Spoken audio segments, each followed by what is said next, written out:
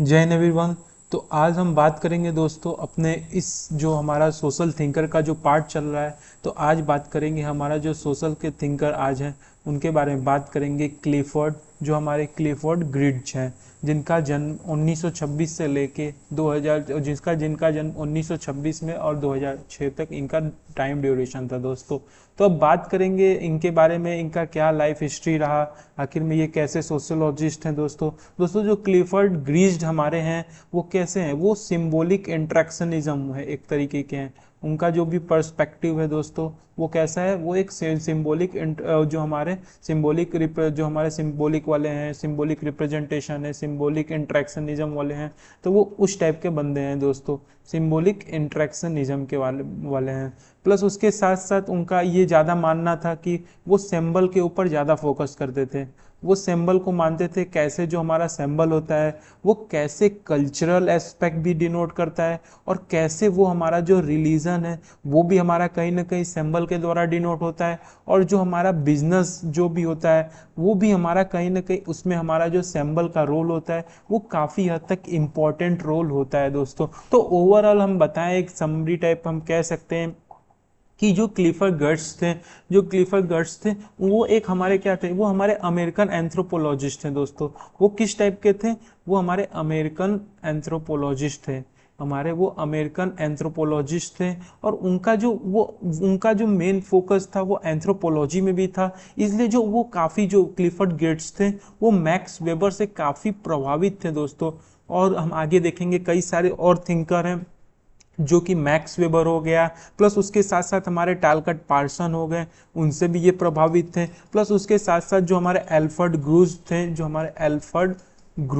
Alford स्कूड्स थे वो उनसे भी ज़्यादा प्रभावित थे। प्लस उसके साथ साथ उन्होंने जो एक कॉन्सेप्ट दिया था, अभी आगे जाके आप बात करोगे कॉन्सेप्ट के बारे में, अभी आपको आगे बताएंगे, जिस थिंकर का नाम है गिलबर्ट रॉयल। वो इनके द्वारा भी काफ़ी हद तक काफ़ी ज़्यादा ये प्रभावित थे, और उन्होंने अपना कॉन्सेप्ट दिया था। अब बता ही देते हैं चलो। उनका वो कॉन्सेप्ट दिया था थिक डिस्क्रिप्शन है, वो जो अपना कॉन्सेप्ट है थिक डिस्क्रिप्शन वाला, वो इनसे प्रभावित होके जो इनके द्वारा ये पहली बार ये टर्म कॉइन किया गया था। लेकिन जो इस पे वर्क परफॉर्म किए वो हमारे कौन थे, जो क्लिफर्ड गोस थे, उनके द्वारा ये इस पे वर्क परफॉर्म किया गया।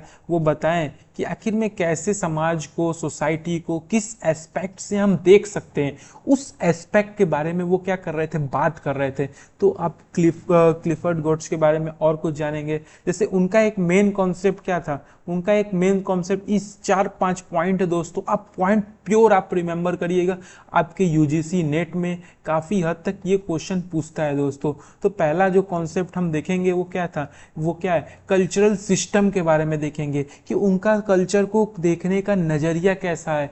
फिर उसके बाद हम बात करेंगे रिलीजन के बारे में। फिर उसके बाद बात करेंगे थिक डिस्क्रिप्शन, जो कि आपको बताए थे कि वो गिलबर्ट रॉयल के द्वारा जो रॉयल है उनके द्वारा पहली बार क्वाइन किया गया था। लेकिन वो ज़्यादा इन्फ्लुएंसर की तरह रोल किए थे किसके हमारे जो थिंकर में, जो हमारे क्लिफर्ड ग्रीड्स हैं। प्लस उसके साथ साथ उन्होंने बालीनेस, जो बाली के कॉक फाइट है, कॉक के कन्फ्लिक्ट है, उसके बारे में उन्होंने किया। तो हम कह सकते हैं कहीं ना कहीं उन्होंने फील्ड स्टडी भी किया। फील्ड स्टडी के साथ साथ वो कैसे स्टडी कर रहे थे, वो पार्टिसिपेशन, जो वो वहाँ पे बाली में गए, वहाँ पे कॉक फाइट को देखा। प्लस कॉक फाइट को देखने के साथ साथ वहाँ के लोगों से इंटरव्यू क्वेश्चन पूछा दोस्तों, इंटरव्यू क्वेश्चन पूछा। फिर वहाँ के उसके बाद उन्होंने अपना ये थ्योरी दिया। प्लस अपने एक बुक में जो आप देखेंगे, आगे हम बात करेंगे, उस बुक में बताएं कि कैसे वहाँ का जो कन्फ्लिक्ट है आपस में कैसे वो स्टेटस का भी काम करता है, उसके बारे में हम देखेंगे। फिर उनका एक फेमस कॉन्सेप्ट है क्या, इपोकालिज्म, इसके बारे में भी हम बात करेंगे। फिर उनका एक फेमस जो है पेडलर्स एंड प्रिंसेस एक बुक भी है, उसके बारे में भी हम थोड़ा थोड़ा एस्पेक्ट देखेंगे। लेकिन ये मेन पॉइंट आप रिमेंबर करिएगा दोस्तों, ये पॉइंट से ही क्वेश्चन आ जाता है। कल्चरल सिस्टम कौन कौन दिया था, रिलीजन में इनके द्वारा कौन सा डिफिनेशन है, थिक डिस्क्रिप्शन, ये काफ़ी बार क्वेश्चन पूछा गया है दोस्तों, काफ़ी बार रिपीट होते हैं। प्लस बालीनेस में कॉक फाइट उन्होंने स्टडी किया था, जावा में इन्होंने स्टडी किया था, फील्ड स्टडी जावा में किया था। कई सारे जो जो हमारे आप आगे देखेंगे कई सारे वहाँ पे उन्होंने फील्ड स्टडी किया था। अब बात करते हैं इंट्रोडक्शन का। जैसे कि इंट्रोडक्शन में हम आपको बता ही दिए हैं कि उनका जन्म 1926 में हुआ था और डेट उनका 2006 तक उनका ड्यूरेशन था। वो दोस्तों जो हमारे क्लिफर्ड गर्ट्ज हैं, जो हमारे क्लिफर्ड गर्ट्ज जिसे हम सीजी करके लिखेंगे, वो कैसे हैं? वो पोस्ट फोर्डिस्ट हैं। वो पोस्ट फोर्डिस्ट है।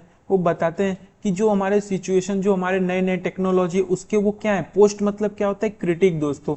और फोर्डिस्ट मतलब जितने भी जो मॉडर्न चेंजेस आ रहे हैं वो उनके क्रिटिक होते थे, उनके वो क्रिटिक प्रदान करते थे। कि वो बताते थे कि बिना किसी हिस्ट्री को समझे, बिना किसी ट्रेडिशनल को समझे आप कैसे कह सकते हैं कि ये मॉडर्निटी है, यहाँ पे मॉडर्न हो रहा है। वो इसका भी कॉन्सेप्ट उनके द्वारा दिया गया था दोस्तों। प्लस उनके साथ साथ हम आपको बताए थे इनके कि जो हमारे क्लिफर्ड ग्रीस्ट हैं वो हमारे कैसे एंथ्रोपोलॉजिस्ट हैं? अमेरिकन एंथ्रोपोलॉजिस्ट हैं दोस्तों।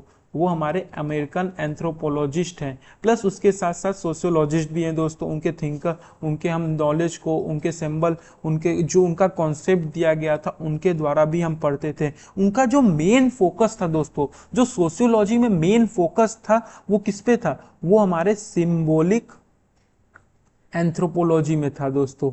वो बताते थे कि कैसे हम सैम्बल के थ्रू ही हम कैसे लोगों को हम क्या कर सकते हैं, इंटरप्रेट कर सकते हैं कि लोगों का क्या कल्चर है, लोगों का क्या, किस टाइप के वो बिजनेस परफॉर्म करते हैं। प्लस उसके साथ साथ उनका रिलीजन कैसा होगा उसको भी हम क्या कर सकते हैं, उसको भी हम देख सकते थे। उन्होंने काफ़ी हद तक दोस्तों, वो उनके द्वारा काफ़ी हद तक ये क्या बताते थे कि कैसे जो सिंबल होता है वो एवरी एस्पेक्ट, एक सिंबल जो है वो हमारा मल्टी डायमेंशनल एस्पेक्ट को क्या करता है, बताता है कि कैसे हमारा जो एक चीज है वो कैसे हर चीज डिफाइन करता है दोस्तों। और उसके साथ साथ वो बात करते हैं क्या, उनके जो कॉन्सेप्ट हमने देखा था क्या, थिक, जो उनका थिक डिस्क्रिप्शन था उसके बारे में भी वो बात करते हैं, उसके बारे में भी हम आगे देखेंगे। प्लस उसके साथ साथ दोस्तों ये हमारे जो हमारे क्लिफर्ड गिर्स थे वो टैलकट पार्सन से काफ़ी हद तक प्रभावित थे दोस्तों। टैलकट पार्सन हो गए, मैक्स वेबर हो गए, उनके द्वारा प्रभावित थे। प्लस एक आपको और बताए थे गिलबर्ट रॉयल के द्वारा भी प्रभावित थे। प्लस एक और स्कॉलर है जो कि हमारे हैं एल्फ्रेड स्कूड्ज, उनके द्वारा भी प्रभावित थे दोस्तों। तो ये हमारे क्या एक ओवरऑल इंट्रो की तरह है। बता सकते हैं कि आखिर में इनका कैसे आप बता सकते हैं क्या, क्योंकि बिना किसी व्यक्ति का इंट्रो जाने आप कैसे कॉन्सेप्ट डिफाइन कर सकते हैं, वो सारा एस्पेक्ट हमारा इनके बारे में हम बात करेंगे। अब उनके एक कल्चरल जो सिस्टम है उसके बारे में अब हम बात करेंगे दोस्तों। देखिए कल्चरल सिस्टम का मतलब क्या होता है, जो हमारे क्लिफर्ड गिर्स थे वो बताए थे कि जो हमारा कल्चर सिस्टम है दोस्तों, कल्चर सिस्टम ही हमारा क्या करता है, जिस ग्रुप में हम रह रहे हैं, जिस ग्रुप में हम रह रहे हैं वहाँ का जो डेफिनेशन है दोस्तों, वहाँ का जो हम किसी भी ग्रुप में रह रहे हैं वहाँ का जो मीनिंग, वहाँ के लोगों का स्वभाव, वहाँ के लोगों का नेचर, वहाँ के लोगों का कल्चर हम जान सकते हैं उनके कल्चर के थ्रू ही दोस्तों, उनके ग्रुप के कल्चर के थ्रू ही उनके मीनिंग क्या, उनके मोटिव, क्योंकि वे वेबर से ज़्यादा प्रभावित थे इसीलिए उनका जो कॉन्सेप्ट था मीनिंग और मोटिव की तरफ ज़्यादा प्रभावित था।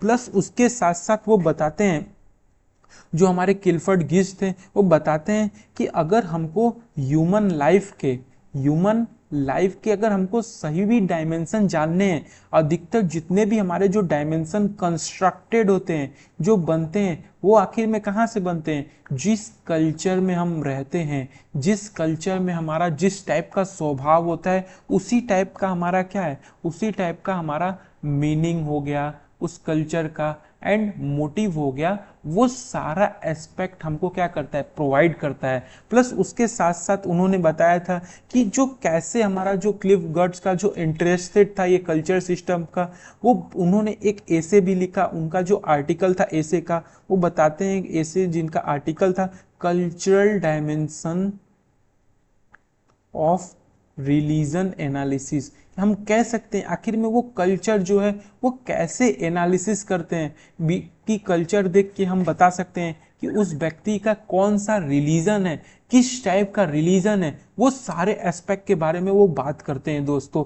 तो हम कह सकते हैं कि उनके द्वारा एक टर्म भी दिया गया था दोस्तों, जो कॉन्सेप्ट ऑफ कल्चर के बारे में बात करता है। ये एग्जाम में काफी हद तक इंपॉर्टेंट क्वेश्चन है, जिसे हम क्या बोलते हैं, क्या बोलते हैं, सेमियोटिक। प्लीज आप इस चीजों को नोट्स करते रहिएगा, आपको काफी हद तक ये वीडियो लेक्चर इंप्रूव, आपको कहीं ना कहीं आपके जो थिंकर वाले एस्पेक्ट है वो काफी इंप्रूव कर देगा।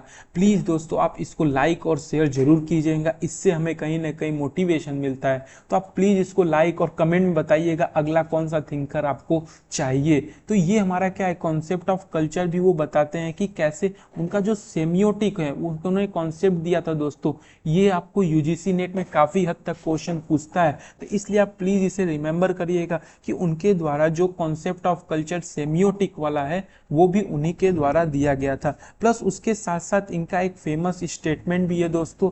उनका फेमस स्टेटमेंट इसलिए है क्योंकि वो मैक्स वेबर से काफी प्रभावित थे, वो मैक्स वेबर से काफी प्रभावित थे। प्लस उसके साथ साथ उनका जो स्टेटमेंट था वो हम यहाँ पे लिख देते हैं, यहाँ पे जगह नहीं क्योंकि नेक्स्ट स्लाइड, वो बोलते थे क्या, man is an animal suspended in web of significance be himself has spun.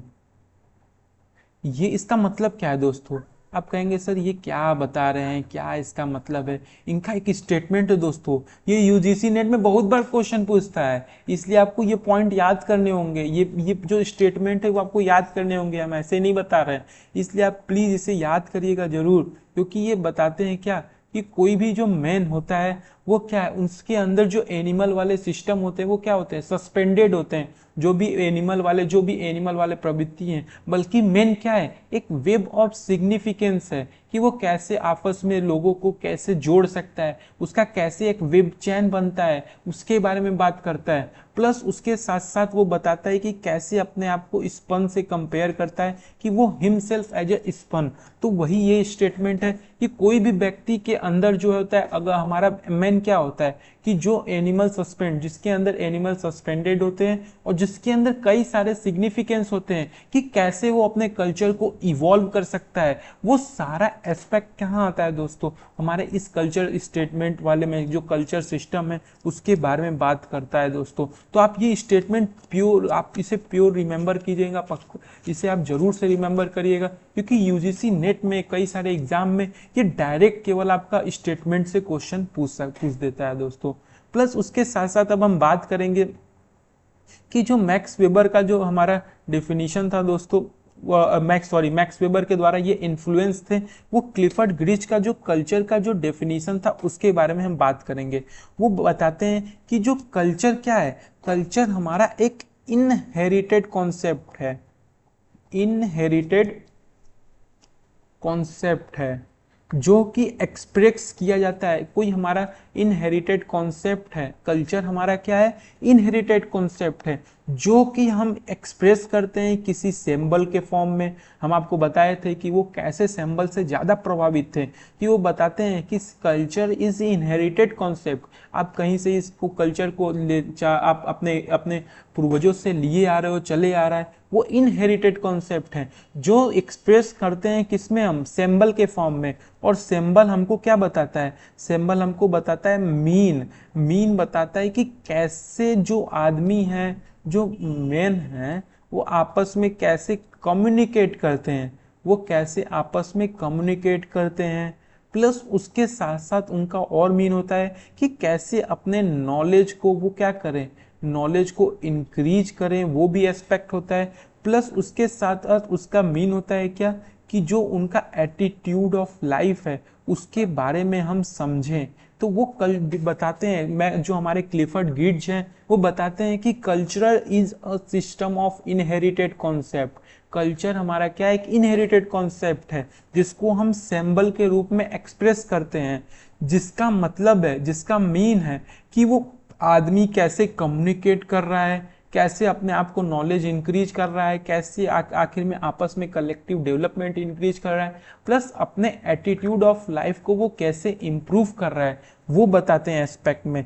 Plus वो बताते हैं कि जो फंक्शन ऑफ कल्चर है, जो हमारा फंक्शन ऑफ कल्चर है वो क्या, उसका क्या रोल है, वो बताता है कि वर्ल्ड को हम कैसे अंडरस्टैंड करें, वर्ल्ड को हम कैसे अंडरस्टैंड करें, उसको हमको क्या करता है, वो उसको हमको समझने का कैपेसिटी प्रोवाइड करता है। तो आप कह सकते हैं कि जो हमारा कल्चर का फंक्शन है वो हमारे वर्ल्ड को समझने का एक तरीका है, एक जरिया है कि हम कैसे अपने इस दुनिया को, इस संसार को कैसे समझें। प्लस उसके साथ साथ उनके हम रोल ऑफ एंथ्रोपोलॉजिस्ट का अगर बात करें, क्योंकि वो एंथ्रोपोलॉजिस्ट भी हैं दोस्तों, तो अगर उनके एंथ्रोपोलॉजिस्ट का हम रोल का अगर बात करें तो वो बताते हैं कि कैसे डिफरेंट डिफरेंट कल्चर का, जो डिफरेंट डिफरेंट हमारे कल्चर हैं, आपको पता है डिफरेंट डिफरेंट कल्चर हैं, उनके सैंबल को समझ के, उनके सैंबल को हम समझ के कैसे उनके जो मीनिंग को हम कैसे उनके मीनिंग को इंटरप्रेट कर सकते हैं। तो क्योंकि आपको पता है कि जो हमारे क्लिफर्ड गिब्स थे वो मैक्स वेबर से काफी प्रभावित थे, इसलिए हम कह सकते हैं कि वो जो उनका एंथ्रोपोलॉजिस्ट में जो उनका रोल था, वो कैसे कल्चर को, कैसे उसके सिंबल को समझना, फिर उसको आपस में इंटरप्रेट करना, वो इनका रोल बताता है। तो दोस्तों, तो ये आप पॉइंट जरूर रिमेंबर करिएगा डेफिनेशन ऑफ कल्चर में। और दोस्तों ये बात और कि इस वीडियो का अगर पीडीएफ चाहिए तो नीचे दिए गए टेलीग्राम लिंक को आप ज्वाइन करेंगे, वहां पे आपको जरूर से इसका पीडीएफ मिल जाएगा दोस्तों, यहाँ पे नेम करके थिंक करके। चलिए अब नेक्स्ट बात करते हैं हम जो हमारा क्लिफर्ड ग्रीज के बारे में, रिलीजन के बारे में। देखिए आपको देखेंगे ये कॉन्सेप्ट जो क्लिफर्ड ग्रीज रिलीजन है वो आपको इग्नो बुक में भी मिल जाएगा। काफी लंबा डेफिनेशन दिया गया है किसके द्वारा, जो हमारे क्लिफर्ड ग्रीज हैं। अब देखिए वो बताते क्या है रिलीजन के बारे में, देखिए पॉइंट टू पॉइंट हम समझेंगे। वो बताते हैं रिलीजन क्या है, क्योंकि हमको पता है कि क्लिफर्ड ग्रीज किसके बारे में बात करते हैं, वो सिंबल के बारे में बात करते हैं। तो बताते हैं क्या, वो बताते हैं कि जो रिलीजन क्या है, एक सिस्टम ऑफ सिंबल है दोस्तों, एक सिस्टम ऑफ सिंबल है जो कि एक्ट करता है, विच एक्ट टू, जो एक्ट करता है कैसे, कि हमारा जो इस्टेब्लिश करे, कैसे वो इस्टेब्लिश करे powerful, pervasive and long lasting mood and motivation in men by. देखिए दोस्तों, अभी तक आपने क्या समझा कि रिलीजन क्या है, एक कल्चर से एक सिस्टम ऑफ सिंबल है जो कि हमको इस्टेब्लिश करता है, कहीं ना कहीं एक पावरफुल कॉन्सेप्ट देता है, एक लॉन्ग लास्टिंग, एक परवेटिव मैसेज देता है, जिससे हमारा मूड, जिससे हमारा मोटिवेशन हमारे अंदर बना रहे। और वो किसके द्वारा बनेगा कि जो हम समाज में कैसे एक फॉर्मूला, एक फॉर्मुलेशन का करेंगे, एक फॉर्मुलेशन का कॉन्सेप्ट बनाएंगे, फॉर्मुलेशन का एक हम कॉन्सेप्ट बनाएंगे जो कि जनरल ऑर्डर हो, जो कि जनरल हो, जिससे हमारा जनरल ऑर्डर से क्या होगा, जनरल ऑर्डर से क्या होगा कि हमारा जो कॉन्सेप्ट है रिलीजन का वो आपस में क्या होगा, फैक्चुअलिटी प्रोवाइड नहीं करेगा, और लोगों का जो मूड और मोटिवेशन है वो क्या होगा, यूनिकली होगा। जो मूड एंड मोटिवेशन होगा वो सीम्स टू बी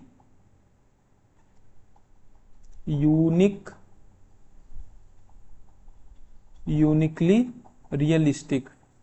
अब इसका मतलब क्या है दोस्तों, देखिए आप ओवरऑल इस स्लाइड को बस ये समझिए कि क्लिफर्ड ग्रीज के द्वारा एक बताया गया है, क्योंकि ये सिंबल को अधिक देखते हैं इसलिए वो बात करते हैं कि जो हमारा रिलीजन क्या है, एक सिस्टम ऑफ सिंबल है जो कहीं ना कहीं एक पावरफुल नोशन, परवेटिव और लॉन्ग टाइम तक हमारे मूड और मोटिवेशन को बनाए रखता है। मूड और मोटिवेशन को हमारे बनाए रखने का मतलब क्या है कि वो ऐसा रिलीजन का रोल है कि आप ऐसा आपके मूड को, आपके मोटिवेशन को इस टाइप से इंटरप्रेट करेगा कि आपको लगेगा जो भी आप चीज कर रहे हो, रिलीजन जो आपको कर रहा है वो यूनिकली रियलिस्टिक है, कि वो रियल है, वो बाकी समाज से अलग है। वो यही कॉन्सेप्ट बताते हैं जो क्लिफर्ड ग्रीड्स होते हैं रिलीजन में, आपको बताते हैं। आपको ये पॉइंट, की पॉइंट जरूर रिमेंबर करना है कि वो बताते हैं religion play as a system of symbol. वो एक सिंबल की तरह रोल कर रहा है जो कि कहीं ना कहीं एक पावरफुल, एक परवेटिव, एक लॉन्ग लास्टिंग मूड और मोटिवेशन आदमी के अंदर बनाए रखने का,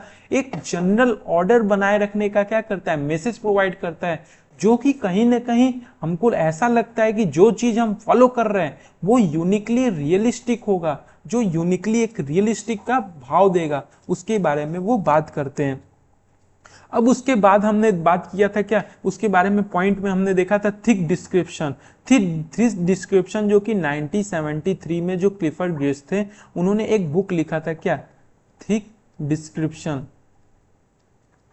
वो बताए थे कि कैसे जो आप हमारा जो भी कल्चर है, जो थ्योरी ऑफ कल्चर है, उसको हम कैसे इंटरप्रेट कर सकते हैं, वो इसी अपने बुक में बताते हैं। लेकिन ये जो टर्म है थिक डिस्क्रिप्शन, वो पहली बार जो कि क्वाइन किया गया था किसके द्वारा, गिलबर्ट रॉयल के द्वारा। ये काफी हद तक इंपॉर्टेंट क्वेश्चन है दोस्तों, ये कई बार पूछता है, कई बार पूछा है, मैंने देखा है उसमें। अब देखिए मतलब क्या है थिक डिस्क्रिप्शन का, वो बताते हैं कि जो हमारा, जो भी हम सिस्टम को एनालिसिस करते हैं, जो भी चीजों को एनालिसिस, जो चीजों को हम समझते हैं वो केवल फिजिकल नहीं समझते हैं। फॉर एग्जाम्पल जैसे आप किसी व्यक्ति को समझ रहे हैं तो उसके व्यक्ति को केवल मस्कुलर, उसके मस्कुलर या किसी उसी के बॉडी को देख के नहीं समझ सकते। Not just only physical, not just physical only, plus उसके साथ साथ हमको उसका जो थिक डिस्क्रिप्शन मेथड है उसमें बताता है कि कैसे हम एनालिटिकल अप्रोच अपनाएं जिससे उसको और अच्छे से समझ सकें। प्लस उसके क्रिटिकल, जो उसके क्रिटिकल रोल है, क्रिटिकल स्ट्रक्चर है, उसके बारे में उसको समझे। प्लस उसके साथ साथ जो उसका एस्टैब्लिश कोड है उसके बारे में हम समझें, और उसको जो उसका कॉन्टेक्स्ट है, जो एक्टर का कॉन्टेक्स्ट है उसके बारे में भी समझिए। ये थिक डिस्क्रिप्शन के बारे में कि कैसे हम एक्टर का जो कॉन्टेक्स्ट है प्लस उसके जो इंटरप्रिटेशन है, जो उनके इंटरप्रिटेशन है जो एक्टर का, वो कैसे उसको अंडरस्टैंड करें। प्लस उसके साथ साथ जो थिक डिस्क्रिप्शन बात करता है हमारा, वो कि आउटस्टैंडिंग जो हमारा परफॉर्मेंस हो, कैसे जो हमारे आउटसाइडर हो, जो हमारे बाहरी लोग हो, उनको प्रॉपर अंडरस्टैंडिंग समझ में आए, उनको समझने में क्या हो, इजी हो। प्लस उसके साथ साथ वो काफी हद तक अपने चीजों को, जो पढ़ रहे हैं, जो चीज देख रहे हैं उसको एनालिसिस कर सके, जो हर ह्यूमन के सोशल एक्शन को वो पढ़ते हैं। थिक डिस्क्रिप्शन मतलब क्या है दोस्तों, कि हर एस्पेक्ट से, एक कॉस्मोस एस्पेक्ट से, एक मल्टी एस्पेक्ट से वो क्या करे, एक डिटेल को इतना डेटा कलेक्ट करे, मल्टीपल डेटा कलेक्ट करे जिसके उसके रॉन्ग होने का चांसेस क्या हो, कम हो सके। मल्टीपल डेटा को क्या करे, एनालिसिस करे। वो सारा चीज हमारा किस में आता है, थिक डिस्क्रिप्शन में आता है दोस्तों। कि किसी भी चीज को आप फिजिकली केवल नहीं देख सकते, किसी चीज को आप फिजिकली नहीं देख सकते, बल्कि उसमें आपके एनालिटिकल, क्रिटिकल, स्टैब्लिश कोड, उसके कॉन्टेक्स्ट, उसके इंटरप्रिटेशन, हर एक साइड को, हर एक एस्पेक्ट को आपको पढ़ना होगा, समझना होगा, जानना होगा, फिर जाके आप कहीं ना कहीं कोई डिस्क्रिप्शन दे सकते हो। सबसे मेन इंपॉर्टेंट पॉइंट कि पहली बार जो ये थीस डिस्क्रिप्शन लिया गया था वो क्लिबर्ट, जो हमारे गिलबर्ट जो कॉइन किया था, गिलबर्ट रॉयल के। और दोस्तों ये भी कि क्लिफर्ड जो गिट्स थे वो इनसे काफी हद तक क्या थे, इन्फ्लुएंस थे दोस्तों। तो ये पॉइंट भी आप भूलिएगा मत दोस्तों। अब हम बात करते हैं बालीनेस कॉक फाइट। उन्होंने बाली में रह के वहां पे स्टडी किया था, फील्ड स्टडी किया था, उन्होंने वहां पे फील्ड स्टडी किया था। प्लस वहां पे इंटरव्यू वाला जो हमारा क्वेश्चन एयर होता है वो परफॉर्म किया था वहां के कॉक फाइट को समझने के लिए। वहां के बताया था उन्होंने क्या, कि उन्होंने एक अपना जो ए बुक लिखा है क्या, Deep Play Notes on Balinese Cock Fight. उसमें वो बताते हैं ये हमारा, उन्होंने क्या, ये जो फील्ड स्टडी उन्होंने किया था बाली में रह के किया था 1950 में दोस्तों। 1950 में उन्होंने बाली में वहाँ पे रहा था, वहाँ पे अपना एक ऐसे, फिर उसके बाद उन्होंने वहाँ पे जब आए तो एक ऐसे लिखे हैं, Deep Play Notes on the Balinese Cock Fight, जो कि 1973 में पब्लिश हुआ था उनका ऐसे। वो बताते हैं क्या कि जो हमारा वो जो वहाँ पे कॉक फाइट हो रहा है, इसे दोस्तों CF मतलब क्या है, कॉक फाइट जो कि बाली में हो रहा है वो इलीगल है, इलीगल है। वो बताते हैं कैसे वो, सॉरी इलीगल, जो वो अटेंड करते हैं उनको अलाउ नहीं होता है, वहां पे जाके वो इलीगली उसे अटेंड करते हैं। प्लस वहां पे जो लोग हैं उनसे इंटरव्यू में क्वेश्चन पूछते हैं, एक इंटरव्यू टाइप के क्वेश्चन पूछते हैं, फिर उसके बाद वो इवेल्युएट करते हैं क्या, वो बताते हैं कि जो वहां पे जो कॉक फाइट परफॉर्म हो रहा है, जो वहां पे कॉक फाइट परफॉर्म हो रहा है वो एक तरीके का क्या है, सिंबल है।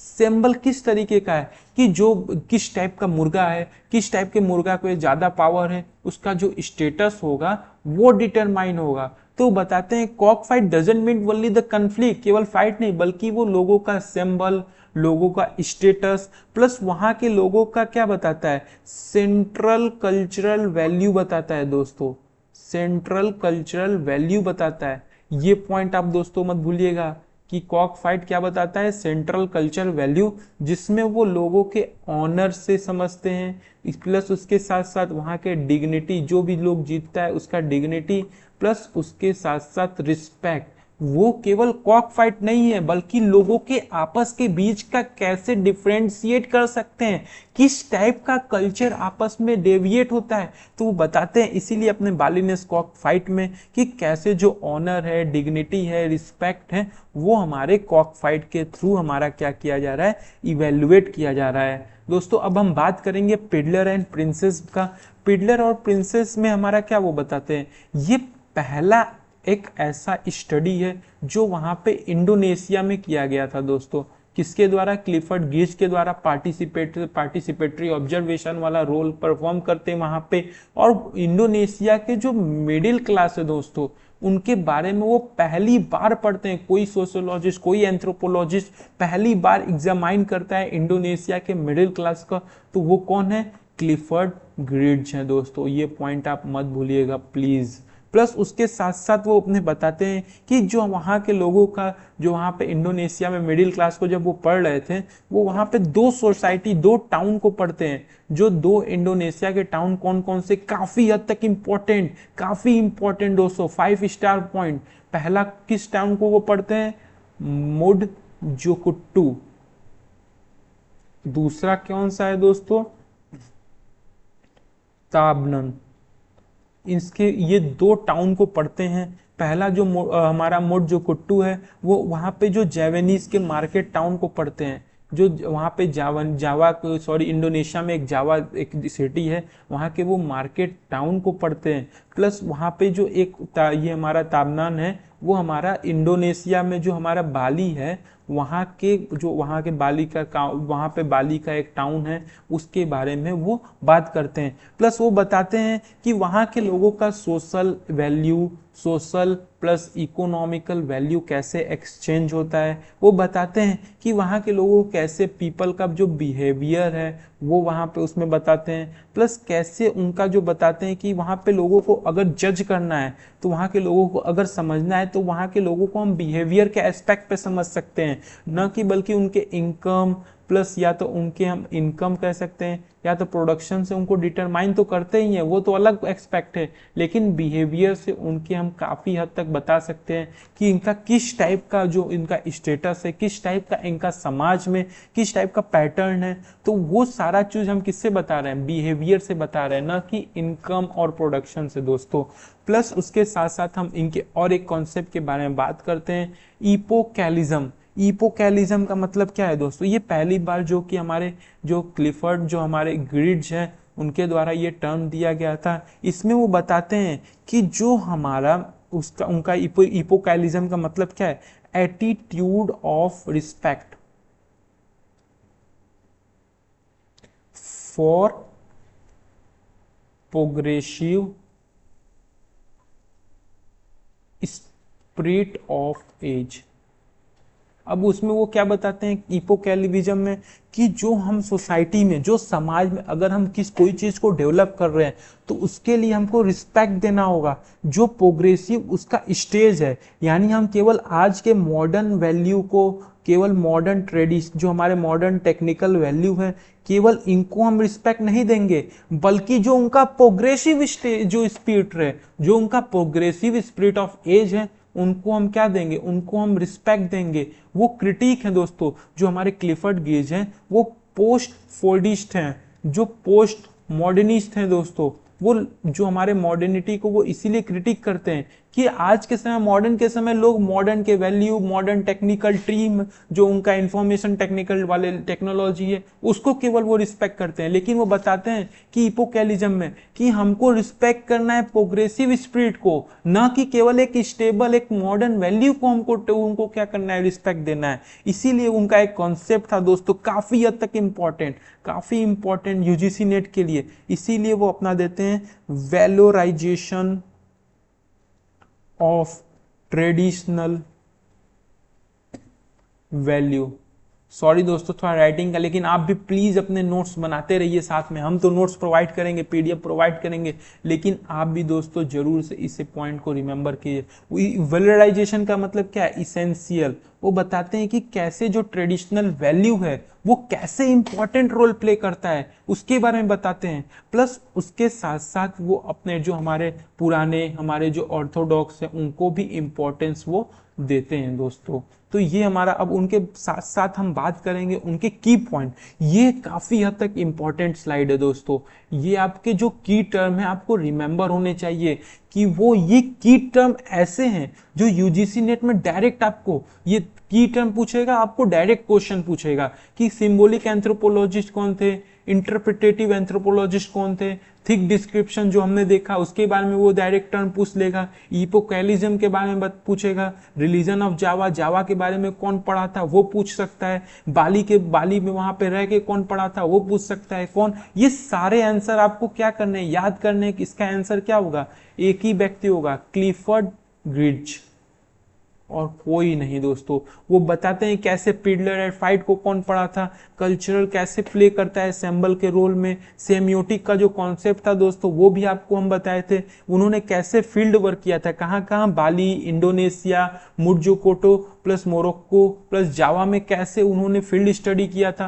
प्लस उसके साथ साथ उन्होंने बताया था कैसे एथनिसिटी और एथनिक ग्रुप है वो कैसे प्राइमोर्डियल फैक्टर जो हमारा रोल प्ले करता है। तो ये की पॉइंट आपको दोस्तों याद करने, प्लीज आप इसे रिमेंबर करिएगा, इंपॉर्टेंट पॉइंट है।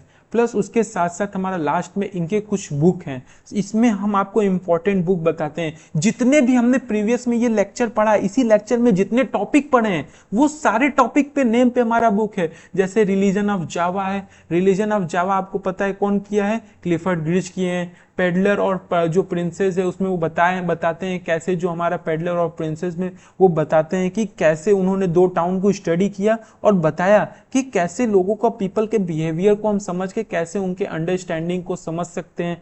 प्लस एग्रीकल्चर इनोवेशन का ये 2 बुक आपका काफी इंपॉर्टेंट बुक है दोस्तों। ये काफी हद तक इंपॉर्टेंट क्वेश्चन पूछता रहता है। प्लस इसके साथ साथ आपको एक चीज और इसमें याद करना है, क्या, इंटरप्रिटेटिव ऑफ कल्चर। ये भी काफी इंपॉर्टेंट, हमने यहाँ पे क्या किया है, एक ऑर्डर में दे दिया है कि 1960 से 1988 में इतने बुक लिखें, तो आप प्लीज इसे रिमेंबर करिएगा। ये 3 बुक तो आप भूलिएगा ही मत। और इसके साथ साथ एक बुक और है, उनका कौन सा है दोस्तों, काफी इंपॉर्टेंट, जो है किनशिप ऑफ बाली। ये तो नेम से ही पता चल रहा है। तो ये था हमारा क्या, क्लिफर्ड ग्रिच के बारे में था। ये ओवरऑल जो हमने देखा, क्या ओवरऑल जो हमारे क्लिफर्ड ग्रिच के जो हमने उसके बारे में देखा कि कैसे एक व्यक्ति वो कैसे सिंबल को इंटरप्रेट कर देता है, कैसे उनके की टर्म को देखा, कैसे उनके हमारे जितने भी कॉन्सेप्ट इंपॉर्टेंट है उसके बारे में हम समझें, कैसे उन्होंने थिक डिस्क्रिप्शन के बारे में बात किया, इपोकैलिज्म के बारे में बात किया, पेडलर एंड प्रिंसेस के बारे में बात किया। प्लस उसके साथ साथ उनके हम इंट्रोडक्शन के बारे में समझे। प्लस उसके साथ साथ हमने उनके कल्चरल सिस्टम के बारे में समझा, फिर उनके डायमेंशन के बारे में समझा कि डायमेंशन ऑफ कल्चर क्या क्या होने चाहिए, उसके बारे में समझा। ये डिफरेंट डिफरेंट एस्पेक्ट हमने क्या किया, समझा है। दोस्तों आप प्लीज इस चैनल को लाइक और सब्सक्राइब कर दीजिए और दोस्तों के साथ जरूर शेयर कीजिए। आप अपने कमेंट में इसमें कमेंट बताइए कि आपको नेक्स्ट टॉपिक कौन सा चाहिए और कुछ इंप्रूवमेंट करना हो तो वो सारा एस्पेक्ट आप बताइए। प्लीज इसे शेयर कीजिए और इसे लाइक कीजिए। थैंक यू, जय हिंद। आप पढ़ते रहिए, आगे बढ़ते रहिए।